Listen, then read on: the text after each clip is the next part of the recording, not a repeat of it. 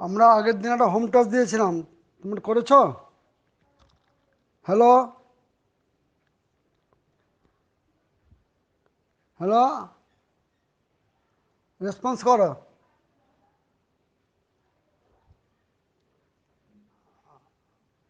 আজকে যেটা আমরা শুরু করব, এটা হচ্ছে revaluation of assets and liabilities, admission of a new পার্টনারের।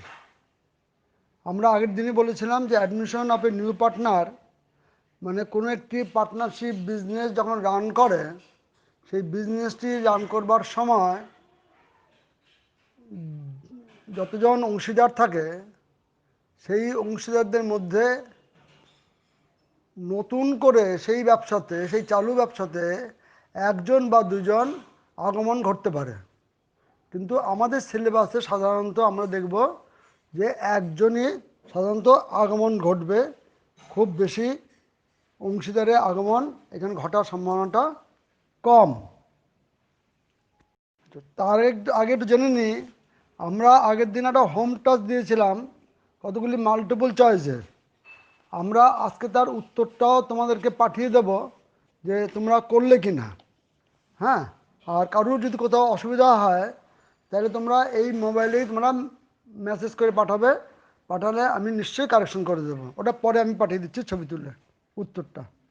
তাহলে এখন যেটা আমরা দেখব যে revaluation of assets and liabilities, যে কোনো একটি চালু ব্যবসায় যে সম্পত্তি এবং দায়গুলি থাকে, সেই সম্পত্তি এবং দায়গুলির ক্ষেত্রে আমাদের অবশ্যই করে পুনর্মূল্যায়ন ঘটাতে হয়। প্রথম কথা হচ্ছে অ্যাসেটসের দাম যদি বৃদ্ধি পায় তাহলে অ্যাসেটস অলওয়েজ ডেবিট ব্যালেন্স, তাহলে হবে assets account debtor to revaluation account. অ্যাসেটসের দাম যদি হ্রাস পায় তাহলে ঠিক উল্টোটা হবে, revaluation account debtor to assets account হবে। তেমনি লায়াবিলিটিস অলওয়েজ ক্রেডিট ব্যালেন্স, লায়াবিলিটিসের পরিমাণ যদি বৃদ্ধি পায় তাহলে হবে revaluation account debtor to liabilities account. আবার জাস্ট রিভার্স হবে, লায়াবিলিটিসের পরিমাণ যদি কখনো কমে যায় তাহলে হবে liabilities account debit two the revaluation account. এবার আমরা দেখব ব্যাড ডেট বা ডিসকাউন্ট অ্যালাউড। ইন জেনারেলি ডেটর্সের ক্ষেত্রেই ব্যাড ডেট ঘটার সম্ভাবনাটা বেশি থাকে। ব্যাড ডেট হতে পারে বা প্রভিশন ফর ব্যাড ডেট হতে পারে, বা কেউ কেউ বলেন ডাউটফুল ডেটস বলতে পারেন। বিষয়টি কি, ডেটর্সের উৎপত্তি কখন হয়? যখন আমরা ক্রেডিট সেল করি, ক্রেডিট সেল করবার পর যিনি আমাদের কাস্টমার হন তিনি যখন নগদে টাকাটা না দিতে পারেন তখনই তাকে সাধারণত আমরা ডেটর্স বলে থাকি। এই ডেটর্সের কাছে আমাদের যা পাওনা থাকে টোটাল পাওনাটা আমরা কখনো পাই না। এবং ইন জেনারেলি বিজনেসের অভ্যাসবশত বা বলা যেতে পারে যে ওই ধরনের অন্যান্য বিজনেসগুলির ব্যালেন্স শিটকে পর্যালোচনা করলে আমরা দেখতে পাই যে কত পরিমাণ টাকা, মানে কত পার্সেন্ট টাকা আমরা নাও পেতে পারি ডেটর্স থেকে। এইটা আগে আমাকে সবার আগে ঠিক করে নিতে হবে যে আমরা এখানে আমরা যেটা দেখতে পারি যে ডেটর্স থেকে আমরা একটা নির্দিষ্ট পরিমাণ টাকা পাওয়ার সম্ভাবনাটা কম থাকে, যাকে বলা হচ্ছে যদি একবারই যদি না পাই তাহলে তাকে বলা হচ্ছে ব্যাড ডেট। কীরকম, কোনো ডেটর্স তিনি নিজেকে ইনসলভেন্ট বলে ঘোষণা করলেন বিফোর দি কোর্ট। কেউ যদি বিফোর দি কোর্ট নিজেকে ইনসলভেন্ট বলে ঘোষণা করেন তাহলে কারুর ক্ষমতা নেই তার কাছে টাকা চাইবার। ম্যাক্সিমাম যেটা আমরা করতে পারি, আমরা সেই কোর্ট একজন রিসিভার নিয়োগ করেন, সেই রিসিভারকে গিয়ে আমরা বলতে পারি যে আমরা অমুক ভদ্রলোকের কাছে আমরা টাকা পাই, এই তার তথ্য প্রমাণ, সেই টাকাটাকে কীভাবে আমরা রিকভার করতে পারি। বা কোর্ট যে রিসিভার নিয়োগ করলেন যিনি নিজেকে দেউলিয়া বলে ঘোষণা করলেন, তার সমস্ত সম্পত্তি সেই কোর্ট নিযুক্ত রিসিভার ক্রোক করবেন এবং তাকে নিলামে তুলবেন। নিলামে তুলবার পর তার থেকে যে পরিমাণ টাকা ক্যাশ হবে, ওই ক্যাশের পরিমাণ অবশ্যই সেই যিনি দেউলিয়া হয়ে গেছেন তার বাজারে ধারের পরিমাণটা কম হবে। কম হবে বলেই তো তিনি তিনি দেউলিয়া হয়ে গেছেন না। স্বভাবতই সেই ক্ষেত্রে কোর্ট তখন নিযুক্ত যে রিসিভার তিনি ঠিক করবেন যে কার কত পাওনা আর কে কত করে পাবেন। এবার এবার যেটা পাওয়া গেল না, that is the call the bad date. এই জায়গাটা পরিষ্কার হলো কি না বলো? কোনো রেসপন্স পাচ্ছে না, মানে আমি ধরে নিচ্ছি যে ব্যাপারটা পরিষ্কার হলো। এটা হলো ব্যাড ডেট বা কুরিন। এইবার দেখবো আমরা প্রভিশন ফর ব্যাড ডেট কী হয় আমাদের। আমরা যখন ব্যালেন্স শিটটি প্রস্তুত করি তখন অতীত অভিজ্ঞতার ভিত্তিতে এবং একই ধরনের ব্যবসার অন্যান্য বিজনেসের যে ব্যালেন্স শিট সেগুলিকে যদি আমরা পর্যালোচনা করি তাহলে আমরা পেতে পারি যে কী পরিমাণ ব্যাড ডেট হতে পারে। আমরা সেই কারণে একটা নির্দিষ্ট পরিমাণ পার্সেন্টেজ ডেটর্সের উপর আমরা প্রোভাইড করি, বা যাকে বাংলা বলে সংস্থানের ব্যবস্থা করি। করার পর সেই পরিমাণ টাকা আমরা ব্যালেন্স শিট প্রস্তুত করবার সময় আমরা ব্যালেন্স শিটে দেখাই। এইটাই অ্যাডমিশন অফ এ নিউ পার্টনারের ক্ষেত্রেও আমরা এইটা করে থাকি, কারণ যে পরিমাণ টাকা ডেটর্স হিসেবে দেখানো হচ্ছে ব্যালেন্স শিটে, প্রকৃতপক্ষে সে পরিমাণ টাকা আমরা মার্কেট থেকে রিয়ালাইজ নাও করতে পারি। এবার হচ্ছে ডিসকাউন্ট অ্যালাউড।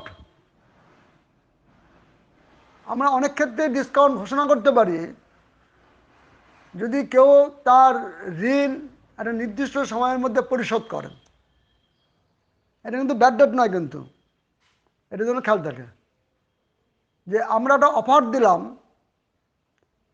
যে সে একটা নির্দিষ্ট তারিখ ডিটারমিন করলাম, বা যাকে বলা একটা ইয়ারমার্ক করলাম একটা তারিখকে করে দিয়ে আমরা একটা নির্দিষ্ট ঘোষণা করলাম যে যারা এই তারিখের মধ্যে তাদের পুরো টাকা পেমেন্ট করবেন তারা সে 10% ডিসকাউন্ট পাবেন।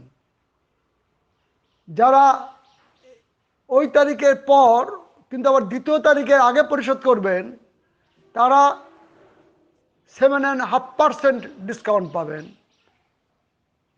আর তারপরেও যারা পরিশোধ করবেন একদম লাস্ট টাইম পর্যন্ত তাদেরকে আমরা 5% ডিসকাউন্ট অ্যালাউ করব। এইটা করা হয় কেন? যে মার্কেট থেকে টাকাটাকে রিয়ালাইজ করবার জন্য এক, আর ডেটর্সকে উৎসাহিত করা হয় তাড়াতাড়ি লোনটাকে, এটা ঠিক লোন বলা যাবে না, তাদের যে টাকাটা বকেয়া যে টাকাটা সেই টাকাটাকে তাড়াতাড়ি পরিশোধ করবার জন্য উৎসাহিত করা হয়। এবং সাধারণত এই উৎসাহ তারা গ্রহণ করেন এবং তারা টাকা পরিশোধ করেন। তখন এই যে এক্সিস্টিং যে বিজনেসকে নিয়ে আমরা আলোচনা করছি সেই বিজনেস তখন তাদের সেই নির্দিষ্ট হারে তাদের ডিসকাউন্ট অ্যালাউ করেন। এইটাও পার্টনারশিপ অ্যাক্টের মধ্যেই আছে, সুতরাং এর মধ্যে কোনো আইন লঙ্ঘনের জায়গা নেই। এইটুকু দিয়ে আমরা সমস্তটাই আলোচনা করার চেষ্টা করলাম। Revaluation of assets and liabilities. আবার ইনে নাটশেল একবার বলে নিই, assets are as debit balance. অ্যাসেটসের দাম বাড়লে যাকে আমরা বলি অ্যাপ্রিসিয়েশন,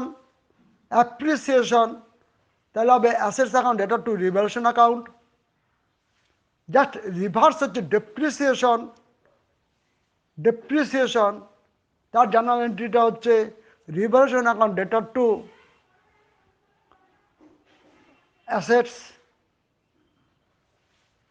এইবার দেখবো আমরা লায়াবিলিটিস অলওয়েজ ক্রেডিট ব্যালেন্স। লায়াবিলিটিসের পরিমাণ বৃদ্ধি পেলে হবে revaluation account debtor to liabilities. আবার রিভার্স, যদি লায়াবিলিটিসের পরিমাণ যদি কমে যায় তাহলে যে liabilities account debtor to revaluation account. পঞ্চম যে জার্নাল এন্ট্রিটা বলেছিলাম আমরা, ব্যাড ডেট বা ডিসকাউন্ট অ্যালাউডের কথা, যে revaluation account debtor to the সানডি debtors account. এইবার আসবো আমরা প্রভিশন ফর ডাউটফুল ডেটস, যেটা খানখান আগে আলোচনা করলাম। তার জার্নাল এন্ট্রিটা হচ্ছে revaluation account debtor to provision for doubtful debts account. এই হলো সামগ্রিকভাবে আমাদের ছখানা জার্নাল এন্ট্রি। দেখো, কারুর বুঝতে অসুবিধা হলে বলবে। এবার আমরা আসবো for the discount receive from creditors or for writing off the balance of the creditors। মানে আমাদের যদি কেউ ক্রেডিটর্স থাকে, মানে কিরকম, এতক্ষণ ধরে যেটা আমরা আলোচনা করলাম, যে আমরা যখন পণ্য বিক্রি করছি, যদি বিক্রিটা যদি বাকিতে হয়, তাহলে যিনি আমার কাস্টমার তাকে আমি ডেটর্স বলছি। এখানে ঠিক উল্টোটা হতে পারে। আমাদের ব্যবসা বা আমাদের পার্টনারশিপ বিজনেস কোনো ফার্ম বা কোনো প্রতিষ্ঠানের কাছ থেকে বাকিতে পণ্য ক্রয় করলো, বাকিতে পণ্য পারচেস করলো, মানে পারচেজ অন ক্রেডিট হলো বা ক্রেডিট পারচেস হলো, সেই ক্ষেত্রেও আমরা অনেক সময় তাদের ঘোষিত এরকম ডিসকাউন্ট আমরা পেতে পারি। সেক্ষেত্রে কিন্তু আমাদের তাহলে ধারের পরিমাণ মার্কেটে কমে আসবে। যে আমরা যদি কারোর থেকে যদি 1 লক্ষ টাকার পণ্য যদি কিনে থাকি বাকিতে, এবার সে যদি ঘোষণা করে যে এই 30শে জুনের মধ্যে যদি আমরা টাকা পরিশোধ করতে পারি তাহলে 10% ছাড় দেবে, তো সেই অর্থে আমাদের তাহলে ক্রেডিটর্স তাহলে 90,000 টাকা গিয়ে তাহলে দাঁড়াবে। তাহলে 10% আমরা ছাড় পাবো যদি আমরা এই টাকাটা পরিশোধ করে দিতে পারি 30শে জুন তারিখের মধ্যে। তাহলে সেটা হচ্ছে আমাদের কাছে ডিসকাউন্ট রিসিভড হচ্ছে ফ্রম দি ক্রেডিটর্স। তো জার্নাল এন্ট্রিটা হবে creditors account debtor to the revaluation account.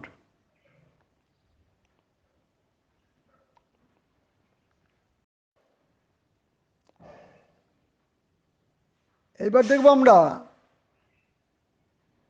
Profit on revaluation.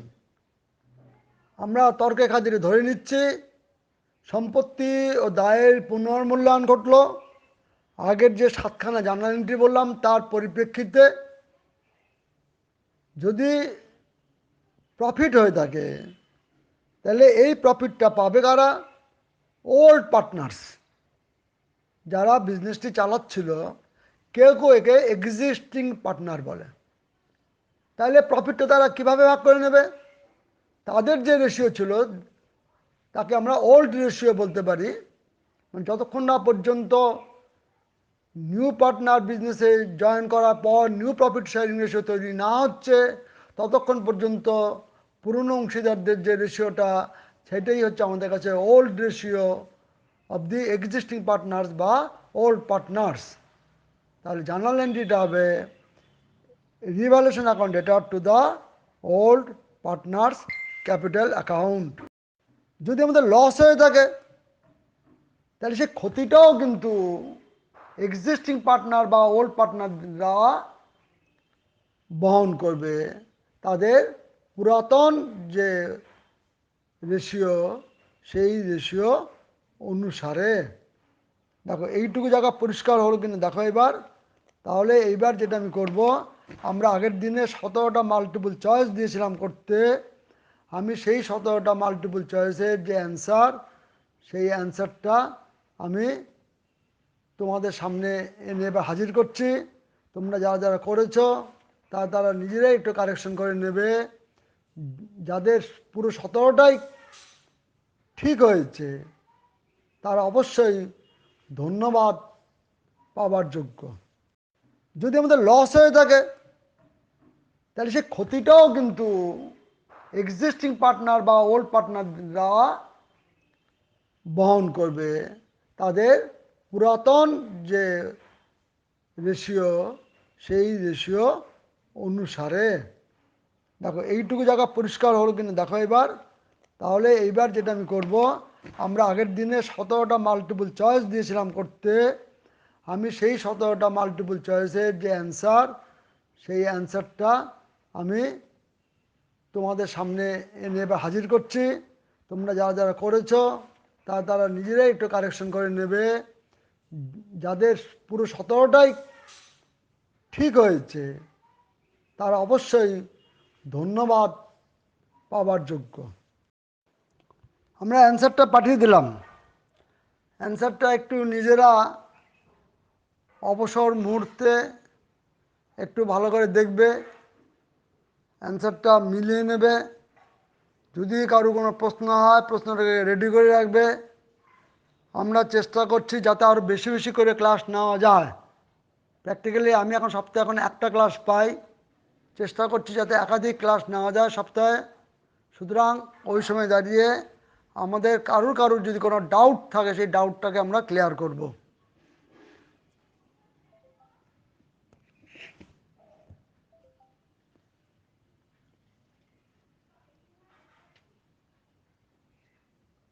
এইবার যেটা আমরা আজকে এরপরে যে অংশটা আমরা দেখব, যে treatment of unrecorded assets and liabilities. আমাদের কোনো সম্পত্তি বা দায় থাকতে পারে যেটা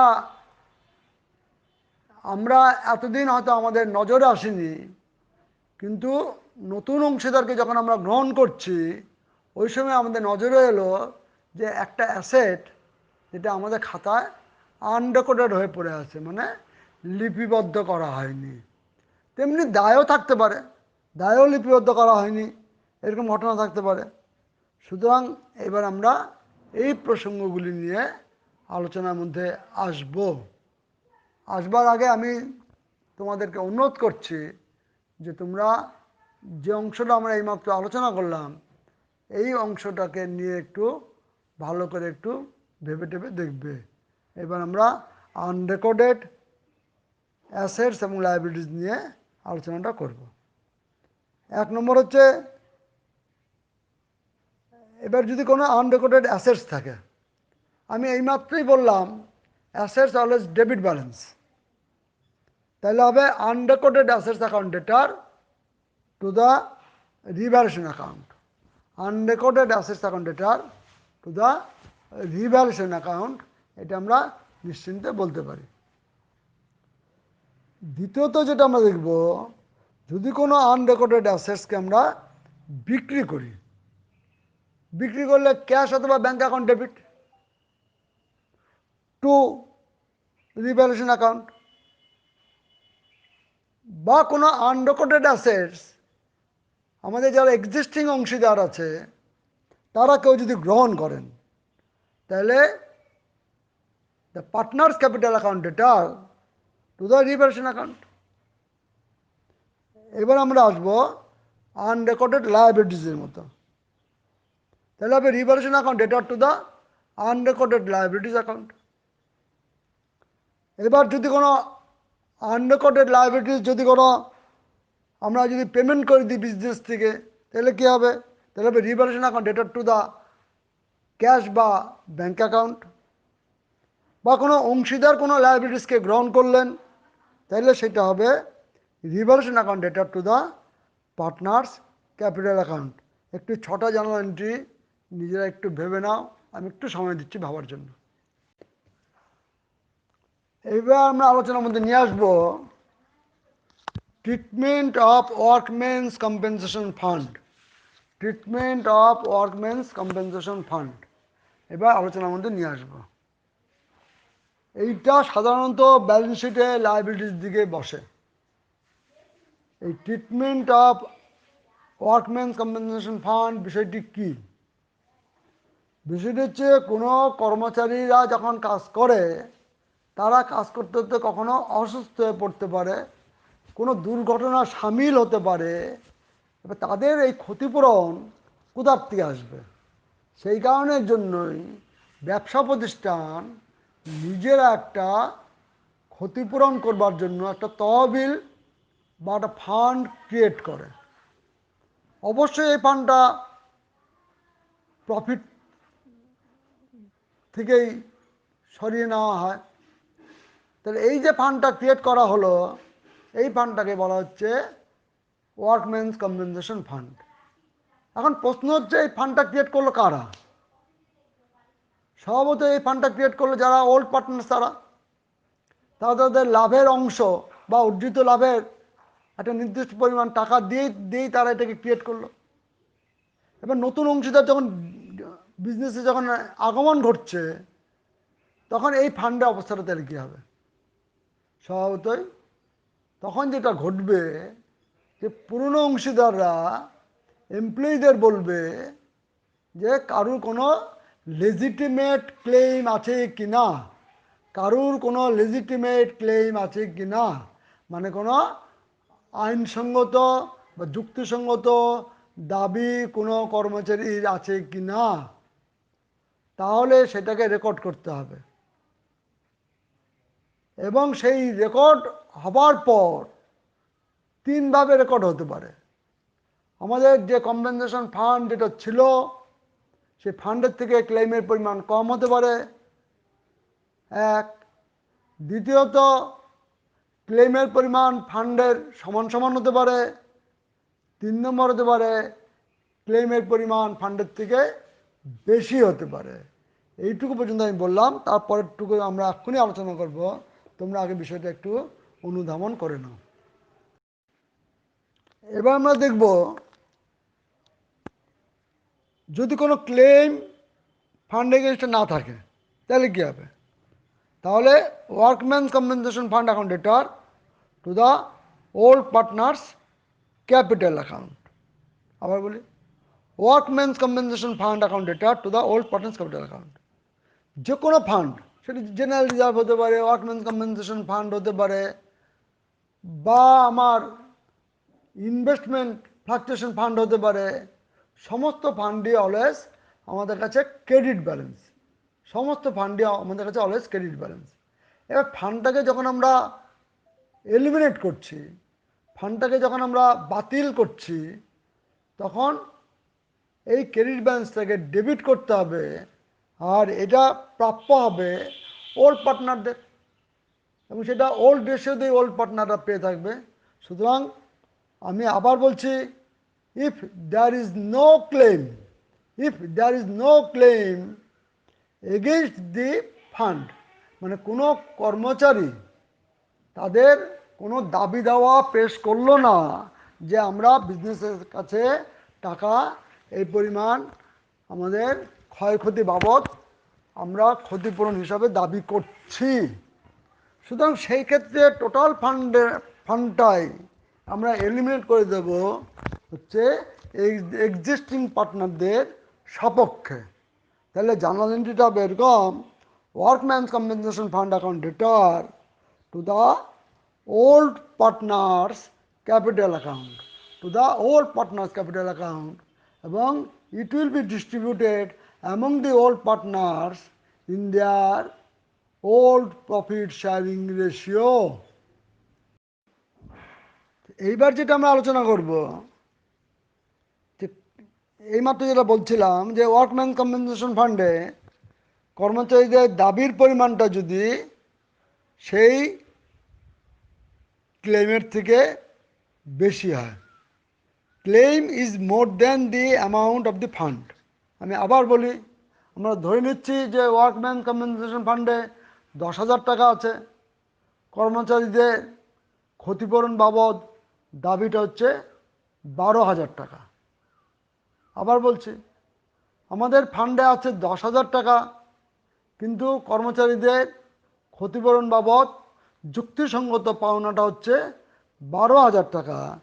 সেখানে দাঁড়িয়ে তাহলে আমাদের ভাবতে হবে যে আমাদের ফান্ড হচ্ছে মাত্র 10,000 টাকা, তাহলে বাকি যে 2,000 টাকা, এই 2,000 টাকা কোথার থেকে আসবে?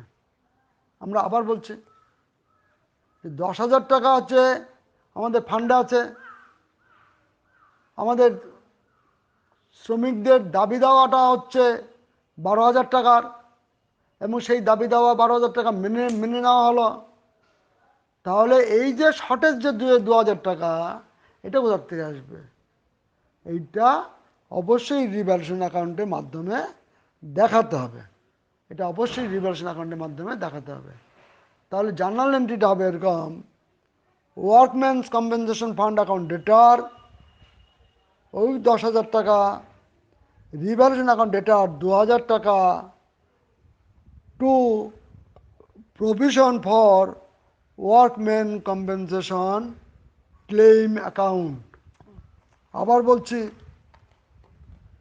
Workman compensation fund account debtor 10,000 টাকা, রিভ্যালুয়েশন অ্যাকাউন্ট ডেটার 2,000 টাকা, to provision for workman's compensation claim account হচ্ছে 12,000 টাকা। এবার এটুকু ভালো করে বুঝে নাও, তারপর আবার পরের প্রসঙ্গে ঢুকবো।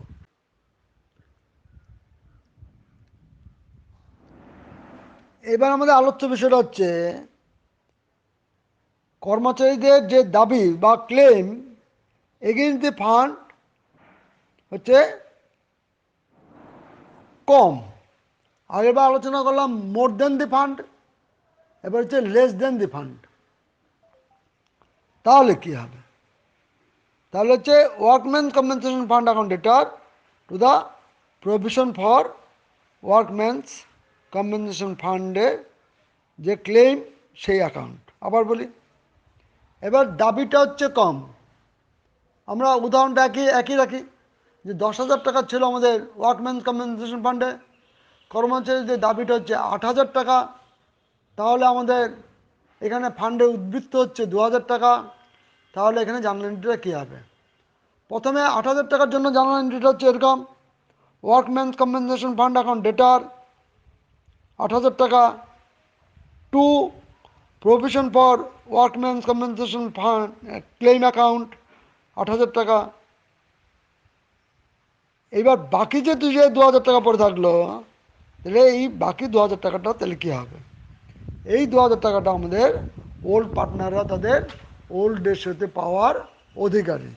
ওল্ড পার্টনাররা আমাদের ওল্ড রেশিওতে পাওয়ার অধিকারী। সেই ক্ষেত্রে হবে workman compensation fund account debtor to the old partners capital account. তাহলে আমরা এই দুটো জার্নাল এন্ট্রিকে আমরা একত্রে লিখতে পারি।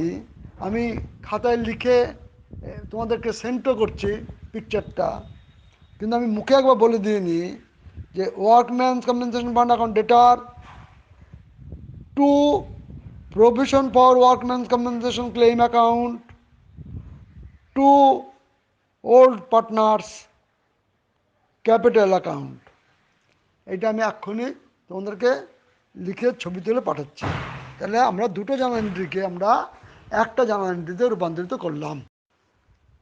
দেখো, আমরা যে ছবিটা তোমাদের সামনে হাজির করলাম এইটা কিন্তু একটু কঠিন বলেই আমি হাজির করলাম। আমি আবার বলছি যে আমাদের ওয়ার্কম্যান কম্পেনসেশন ফান্ডে আছে 10,000 টাকা, কিন্তু কর্মচারীদের ক্লেমটা হচ্ছে 8,000 টাকা।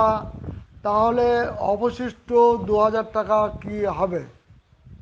তাহলে সামগ্রিকভাবে আমরা আগে যে আলোচনা করলাম সেই আলোচনার পরিপ্রেক্ষিতে আমরা আবার তোমাদের সামনে দ্বিতীয়বার সেই আলোচনাটা আমরা এনে হাজির করছি।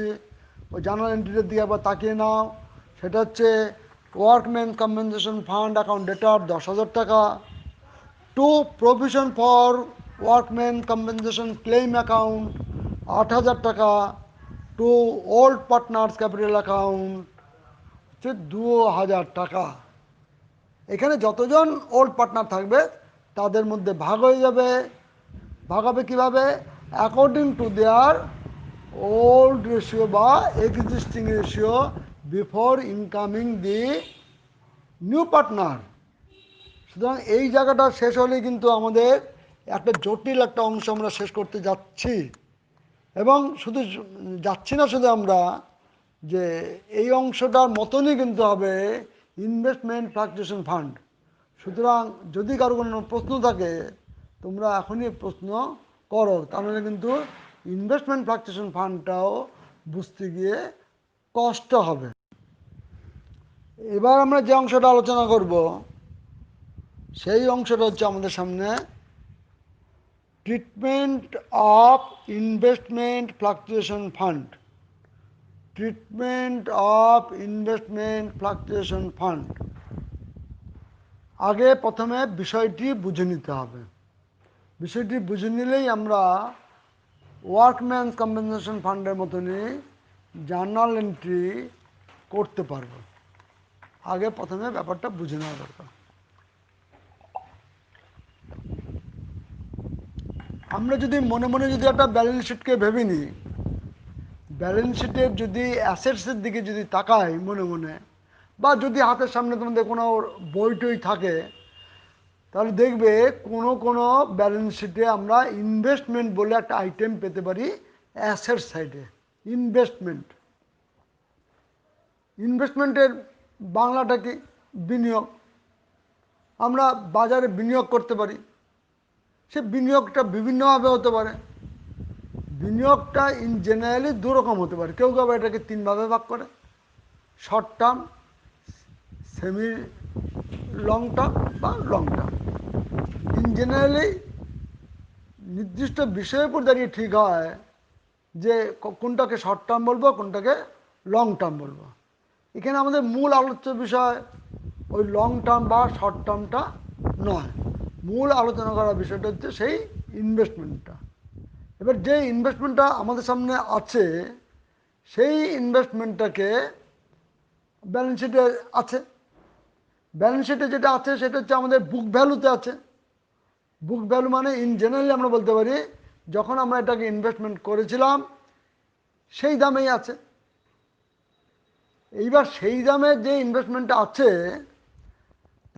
যখন নিউ পার্টনার আসবে বা একজন নতুন অংশীদার আমাদের বিজনেসে এসে প্রবেশ করবে, স্বভাবতই তার তো প্রশ্ন আসবে প্রথমেই যে এই ইনভেস্টমেন্টটার এখন মার্কেট ভ্যালু কত।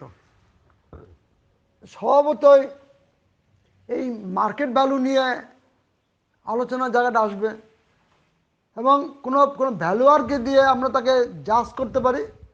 আবার কোনো কোনো ক্ষেত্রে ভ্যালুয়ার লাগে না। যদি কোনো কোম্পানিতে যদি ইনভেস্ট করা হয়, তাহলে সেই কোম্পানির যে সেদিনকার যে মার্কেট প্রাইস, সেই মার্কেট প্রাইসের নির্দিষ্ট যে ভ্যালুটা, সেই ভ্যালুর নিরিখে আমরা বলতে পারি যে একদম সেই অন ডেটে, একদম স্পেসিফিক ডেটে সেই সে ধরে নিচ্ছে আমরা শেয়ারে আছে বা মিউচুয়াল ফান্ডে আছে, তার দাম কত। এবার তার তো একটা নির্দিষ্ট একটা দাম হবে সেদিনকার। সেই দামটা কমও হতে পারে, বেশি হতে পারে, এবং সেটা আমার যে ইনভেস্টমেন্টের যে বুক ভ্যালুর থেকে কম বা বেশি হতে পারে। এবার এই যে তারতম্যটা ঘটছে, যে ফ্লাকচুয়েট করছে, যাকে আমরা বাংলায় বলছি যে সে তারতম্যটা যেটা আমার ঘটছে, এই তারতম্যটাকে রক্ষা করার জন্যই ইন জেনারেলি আমরা ওই কম্পেনসেশন, ওয়ার্কম্যান কম্পেনসেশন ফান্ডের মতো আমরা একটা ফান্ড ক্রিয়েট করতে পারি। এবং এই ফান্ডটা ইন জেনারেলি আমাদের যে ব্যালেন্স শিট থাকে, সেই ব্যালেন্স শিটে লায়াবিলিটিস দিকে দেখানো হয়। এই ফান্ডটা ব্যালেন্স শিটের লায়াবিলিটিস দিকে সাধারণত দেখানো হয়। এই ফান্ডের নাম কি? ফান্ডের নাম হচ্ছে ইনভেস্টমেন্ট ফ্লাকচুয়েশন ফান্ড। এবার এই ফান্ডের ভূমিকাটা কি, যেটা আমি এইমাত্রই আলোচনা করলাম, যে টাকাটা আমরা ইনভেস্ট করেছিলাম, যখন একজন অংশীদার আসছেন, ঠিক সেই দিন দাঁড়িয়ে সেই ইনভেস্টমেন্টের বাজার মূল্য কত। আবার বলছি, সেই ইনভেস্টমেন্টের বাজার মূল্য কত। সেটা যে কোনো ধরনের ইনভেস্টমেন্ট হতে পারে। এবার তার বাজার মূল্যটাকে আগে আমাকে ঠিক করতে হবে। এই ঠিকটা কে করবে?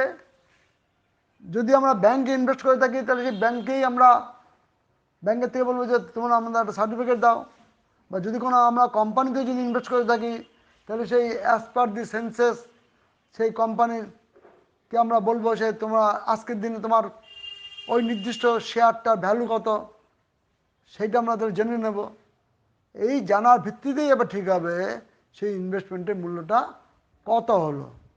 এখানেও ঠিক তিন রকম ঘটনা ঘটতে পারে। ইকুয়াল টু বুক ভ্যালু হতে পারে, less than the book value হতে পারে, মোর দেন দি বুক ভ্যালু হতে পারে। এইটুকু বিষয় তোমরা বুঝে নাও। তারপর আমরা কোন ক্ষেত্রে কী ধরনের জার্নাল এন্ট্রি সংগঠিত হবে সেটা আমরা আলোচনা করব নির্দিষ্টভাবেই তোমাদের জ্ঞাতার্থে। এবার আমরা নির্দিষ্টভাবেই আলোচনা প্রবেশ করছি। আমি কিন্তু আবার বলেছি কনসেপ্টটা হুবু ওয়ার্কম্যানস কম্পেনসেশন ফান্ডের কনসেপ্টের মতো, মানে ইনভেস্টমেন্ট ফ্লাকচুয়েশন ফান্ডের যে কনসেপ্ট, সেই কনসেপ্ট হুবু হচ্ছে আমাদের কাছে ওয়ার্কম্যান কম্পেনসেশন ফান্ডের মতো। তাহলে তাহলে 1 নম্বর যেটা আমরা দেখতে পারি যে market price of the investment is equal to the cost price. Market price of investment is equal to the cost price. তার মানে আমার বুক ভ্যালু এবং মার্কেট প্রাইস সেম। তাহলে ওই যে লায়াবিলিটিস দিকে যে আমার ফান্ডটা দেখানো আছে, তাহলে তো সেই ফান্ডকে রাখা যাবে না। কারণ নতুন অংশীদার একবার বিজনেসে প্রবেশ করে গেলে তিনিও তো দাবিদার হয়ে যাবেন ওই ফান্ডের। তাহলে এই ফান্ডে এখন দাবিদার কারা? কারণ ফান্ডটা ক্রিয়েট করেছেন যারা, মানে দ্যাট মিনস ওল্ড পার্টনাররা। তাহলে এটা ওল্ড পার্টনারদের মধ্যে ভাগ হয়ে যাবে। তার মধ্যে জার্নাল এন্ট্রিটা হবে এরকমই যে investment fluctuation fund account debtor to the old partners capital account. এবার দ্বিতীয়ত দেখব market price of investment is more than the cost price. আবার বলছি, market price of investment is more than the cost price. যে আমাদের 10,000 টাকা ছিল ইনভেস্টমেন্টে বুক ভ্যালু, মার্কেট প্রাইস হচ্ছে এই মুহূর্তে দাঁড়িয়ে 12,000 টাকা। তাহলে আমার এটা বেড়ে গেল। সেক্ষেত্রে জার্নাল এন্ট্রিটা কী হবে দেখো। তাহলে যে এক্সেস যেটুকু হলো সেই এক্সেস অ্যামাউন্টটা রিভ্যালুয়েশন অ্যাকাউন্টে চলে যাবে। তাহলে investment account debtor to the revaluation account. কারণ ইনভেস্টমেন্টের দাম তো বেড়ে গেল। ইনভেস্টমেন্ট অ্যাসেটস দাম বেড়ে গেলে অলওয়েজ সেই অ্যাসেটটা ডেবিট হয়। তাহলে হবে investment account debtor to the revaluation account. তাহলে ফান্ডটার কী হবে? এই ফান্ডটা কিন্তু ওল্ড পার্টনাররা পেয়ে যাবে।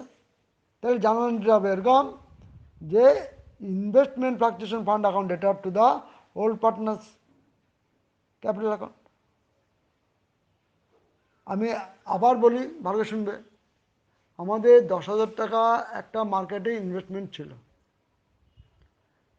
At the time of admission of a new partner আমরা সেই ইনভেস্টমেন্টের ভ্যালুয়েশন করি, তখন তার ভ্যালুয়েশন দাঁড়ায় 12,000 টাকা। তার মানে আমার ব্যালেন্স শিটের অ্যাসেট সাইডে ইনভেস্টমেন্টের যেটা বুক ভ্যালু ছিল 10,000 টাকা, তার মার্কেট প্রাইস হচ্ছে 12,000 টাকা। তার মানে ওটা ইনক্রিজ করলো 2,000 টাকা। তাহলে জার্নাল এন্ট্রিটা এরকম investment account debtor to the reversion account হচ্ছে 2,000 টাকা। আর ফান্ডে যে 10,000 টাকা ছিল, ফান্ডে 10,000 টাকা চলে যাবে তোমার ওল্ড পার্টনাররা নিজেদের মধ্যে ভাগ করে নেবে। তার জার্নাল এন্ট্রি হবে এরকম, তার জার্নাল এন্ট্রিটা হবে এরকম investment fluctuation fund account debtor to the old partners capital account. এইটা হলো if the market price is more than the book value বা কস্ট প্রাইস। এবার আমরা যে অংশটা দেখব, যদি market price of the investment is less than the book value হয় বা কস্ট প্রাইস হয়। যে আপনাদের 10,000 টাকা ছিল কস্ট প্রাইস, মার্কেট ভ্যালু হচ্ছে 8,000 টাকা, তখন আমাদের 2,000 টাকা কমে গেল দাম। সেক্ষেত্রে কী হবে? তাহলে এবার আমরা একটা একটা করে আলোচনা করি।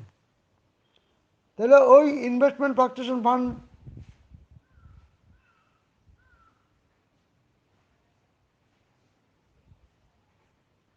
Account debtor to the old partners capital account. Investment fluctuation fund account debtor to the old partners capital account. আর এই ব্যালেন্স যে অ্যামাউন্টটা, তার জন্য জার্নাল এন্ট্রিটা হবে revaluation account debtor to the investment fluctuation fund account. Revaluation account debtor to the investment fluctuation fund account.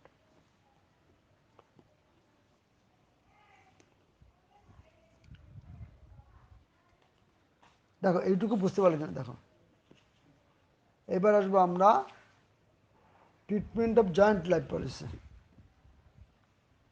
কে আলোচনা করব। এবার আমরা আলোচনা করবো treatment of joint life policy. আগে আমরা দেখে নিই যে জয়েন্ট লাইফ পলিসিটা কি। যখন আমরা কয়েকজন মিলে যখন কোনো অংশীদারি কারবারে প্রবেশ করি, তখন যেন আমাদের খেয়াল থাকে আমরা যারা কারবারে অবতীর্ণ হয়েছি আমাদের কিন্তু প্রত্যেকের স্বার্থ প্রত্যেকের সাথে যুক্ত।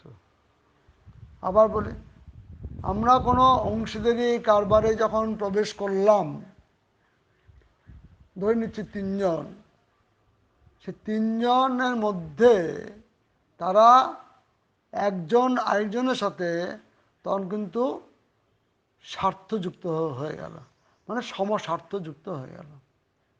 স্বভাবতই তখন তারা ঠিক করলো যে আমরা একটা জয়েন্ট লাইফ পলিসি মার্কেট থেকে কিনব, বা যাকে আমরা বলি যে এলআইসি করা, আমরা অনেকে বলি যে লাইফ ইন্স্যুরেন্সের মতনই। তা আমরা একটা পলিসি করবো। এই তোমরা যারা আছো, তোমাদের বাড়িতে গিয়ে যদি খোঁজ খবর নাও, তাহলে দেখবে যে অনেকের বাড়িতেই এরকম এলআইসি করা আছে। সে সরকারি সংস্থা হতে পারে, বেসরকারি সংস্থা হতে পারে, বা তোমরা যারা আছো তোমাদেরও কারো কারো জীবনের উপরে তোমাদের অভিভাবকরা হয়তো বিমা করেও রাখতে পারে। বিভিন্ন ধরনের বিমা হতে পারে, সেটা মেডিক্লেম হতে পারে, বা তোমার জীবনের উপরে হতে পারে, তোমার এডুকেশনের জন্য হতে পারে। তা এইখানে যেটা আমরা মূলত আলোচনা করব সেটা হচ্ছে ব্যবসার যারা অংশীদার আছে সেই অংশীদাররা নিজেদের মধ্যে একটা বিমা করেছিল। এইবার দেখব তার পরপর স্টেপিংগুলি কী কী হবে, পরপর স্টেপিংগুলি কী কী হবে এবার আমরা লক্ষ্য করব। তো প্রথম আমরা কি দেখব যে একজন অংশীদার যখন প্রবেশ করছে, মানে admission of a new partner, তখন জয়েন্ট লাইফ পলিসিটা আমরা সারেন্ডার করলাম না। জয়েন্ট লাইফ পলিসিটা সারেন্ডার করলাম না মানেটা কি, যে পলিসিটা আমাদের ছিল সেই পলিসিটা আমরা সেই রেসপেক্টিভ ইন্স্যুরেন্স কোম্পানির কাছে গিয়ে বললাম না যে আমরা পলিসিটা ক্লোজ করলাম। এইটি হচ্ছে পলিসি সারেন্ডার করা। মানে আমরা প্রথমে যেটা আলোচনা করব যে আমরা পলিসি সারেন্ডার করলাম না, তাহলে কি কি বিষয়গুলি আমাদের মধ্যে আসবে। প্রথম যে বিষয়টি আসতে পারে যে এইটাও একটা অন্য অন্য অ্যাসেটের মতো, এটা আমার ব্যালেন্স শিটে আমি দেখালাম না, is not appearing in the given balance sheet. তাহলে কী হবে, for recording the surrender value as an asset, joint life policy account debtor to the old partners capital account old ratio. আমরা সেই ইন্স্যুরেন্স কোম্পানির কাছ থেকে জেনে নিলাম যে এর যদি আমরা এই মধ্যে সারেন্ডার করি তাহলে তার ভ্যালুটা কত হবে। রোমান টুতে বলছে যে এরা ঠিক করলো যে এরা সারেন্ডার ভ্যালু দেখাবে না, মানে অ্যাসেট হিসাবে। তাহলে কী হবে, তাহলে হবে all partners capital account debtor to the joint life policy account,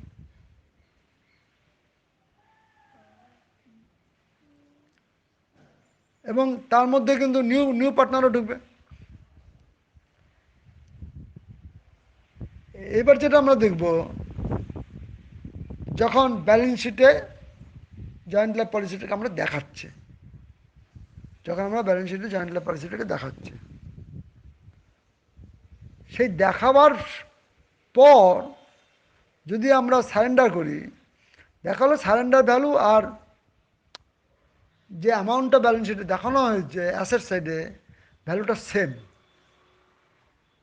তাহলে কোনো জার্নাল এন্ট্রি হবে না। দ্বিতীয়ত দেখি সারেন্ডার ভ্যালুটা যদি বুক ভ্যালুর থেকে বেশি হয়, তাহলে কী হবে, জয়েন্ট লাইফ পলিসি অন্যান্য অ্যাসেটের মধ্যে এইটা একটা অ্যাসেট, তাহলে হবে joint life policy account debtor to the old partners capital account, এবং কোন অ্যামাউন্ট আসবে, যে ইনক্রিজ ভ্যালুটা আসবে।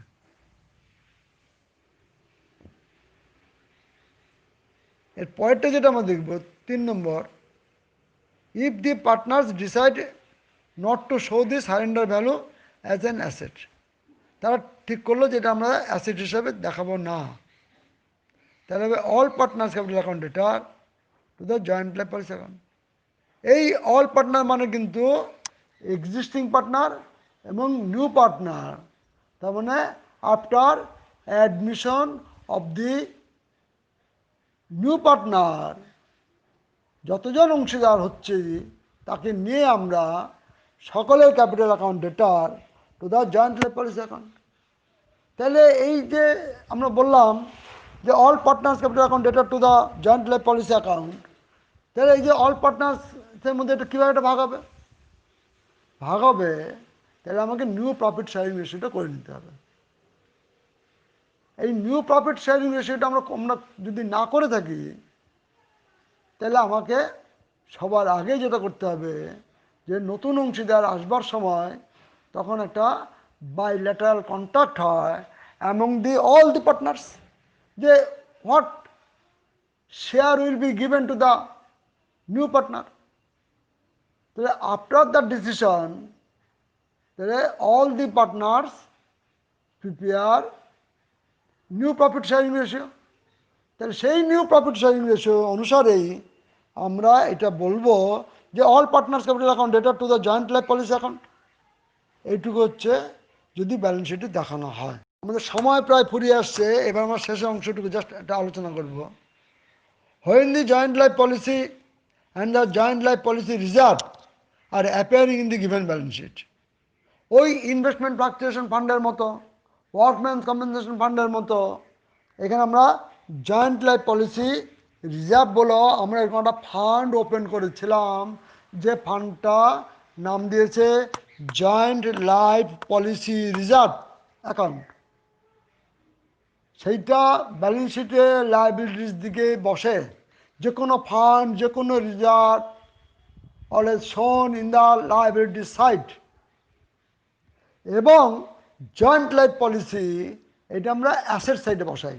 সুতরাং মানে আমরা দুটোই ব্যালেন্স শিটে দেখিয়েছি। তাহলে কী হবে? তাহলে হবে যখন সেই রিজার্ভটাকে আমরা ডিস্ট্রিবিউশন করছি, সেই রিজার্ভটাকে পাবে। এই আগের দুটো আলোচনা করার ক্ষেত্রের মতো নিয়ে আমি বলতে পারি যে ওখানে যখন আমরা দেখেছিলাম workman compensation fund, investment fluctuation fund, এখানে তেমনি joint life policy reserve account debtor to the old partners capital account. তাহলে ওল্ড পার্টনারদের মধ্যে একটা ভাগ হয়ে যাবে। কোন রেশিওতে ভাগ হবে? তাদের এটা ওল্ড রেশিওতে ভাগ হবে। আর যদি অংশীদাররা সিদ্ধান্ত গ্রহণ করে থাকে যে আমরা জয়েন্ট লাইফ পলিসি আমরা নতুন ফার্মে দেখাবো না, মানে after the admission of the new partner যে আমাদের যে বিজনেসটা তৈরি হলো আবার নতুন করে সেটা আমরা দেখাবো না, তাহলে কী হবে? All partners capital account debtor to the joint life policy account. এখানে এই যে আমরা বললাম all partners capital account debtor to the joint life policy account, এখানে অল পার্টনার্স ক্যাপিটাল অ্যাকাউন্টের মধ্যে টাকাটা কীভাবে বণ্টিত হবে? The amount will be distributed among the all partners in their new profit sharing ratio। তাহলে আমাদের সময় অতিক্রান্ত, সকলকে ধন্যবাদ জ্ঞাপন করছি আগ্রহ ভরে শোনার জন্য। তোমাদের যদি কোনো প্রশ্ন থাকে তোমরা অবশ্যই প্রশ্নগুলিকে রেডি করবে। রেডি করে সামনে যেদিন আমি ক্লাস পাবো, ক্লাসের শুরুতেই তোমাদেরকে আমি প্রথমে ডাউট ক্লিয়ারিংয়ের জন্য সময় দেব। তোমরা কোশ্চেন টাইমে হাজির করবে, তাহলে কি হবে? ডাউটটা ক্লিয়ার হয়ে যাবে। না হলে কিন্তু মনে হচ্ছে যেন ওয়ান ওয়ে ট্রাক, মানে আমি বলে যাচ্ছি তোমাদের সবার মাথার উপর দিয়ে চলে গেল, তাহলে তো পড়াটা সম্পূর্ণ হবে না, শিক্ষাটা সম্পূর্ণ হবে না। শিক্ষাটা সম্পূর্ণ হবে তখনই যখন এটা টু ওয়ে হবে, মানে আমার থেকে তোমার কাছে যাবে, তোমার থেকে আবার আমার কাছে আসবে। সুতরাং এই জায়গাটা ক্লিয়ার হওয়া দরকার। ঠিক আছে, থ্যাংক ইউ সবাইকে। আবার ধন্যবাদ জ্ঞাপন করছি। শুভ অপরাহ্ন।